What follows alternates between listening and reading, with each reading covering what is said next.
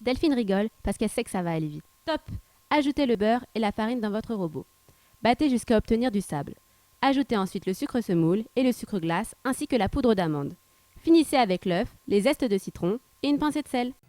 Faut pas trop la travailler la pâte. Faut pas qu'elle, il faut la sortir avant qu'elle forme une boule dans le robot. Faut finir de la travailler sur le plan de travail. Sitôt dit, sitôt fait. Et hop, cellophane, puis mettre au réfrigérateur pour 1 heure. Une fois sortie du réfrigérateur, étalez votre pâte, piquez-la bien, puis bien la placer dans un moule. Écoute, Tu veux pas mettre du fromage au fond? Non, du gruyère. du gruyère, ouais. Tu veux faire une quiche? Le petit plus de Delphine, c'est qu'avant de mettre la pâte au four, elle met du papier sulfurisé avec des billes en céramique pour éviter qu'elle ne gonfle pendant la cuisson. Pour le lemon curd, mettez le jus de citron, le sucre et Les zestes. Donc le zeste de citron bio, Évidemment. évidemment. dans une casserole, puis faites chauffer sans faire bouillir. Pendant ce temps, mettez vos œufs avec le sucre, puis fouettez jusqu'à ce que votre mélange blanchisse.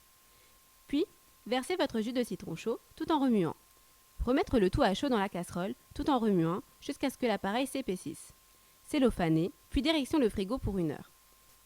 Une fois l'heure passée, mettez le beurre en morceaux, puis bien l'incorporer à l'aide d'un mixeur plongeant. Versez le tout dans un plat à gratin et bien recellophaner pour un retour au réfrigérateur d'1 heure. Ensuite, mettez votre lemon curd dans une poche à douille, puis garnir avec soin votre fond de tarte. Maintenant, place à la meringue. Commencez par clarifier vos œufs dans votre cul de poule.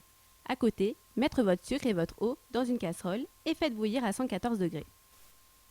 Dès que vous avez cette température, battez vos œufs puissance max. Une fois les 118 degrés atteints, versez votre mélange sur les blancs d'œufs. C'est prêt. Comment on voit que c'est prêt? En fait, le bol est à peine tiède. Le bec d'oiseau. Le bec d'oiseau de Mercotte. Ah oui, ça fonctionne. Répartissez votre meringue, puis réalisez des pics à l'aide d'une spatule. Allez, on va mettre le feu. Caramélisez le dessus de votre tarte avec un chalumeau et voilà, c'est fini. Un grand merci à Delphine pour avoir fait découvrir cette sublime tarte au citron meringué.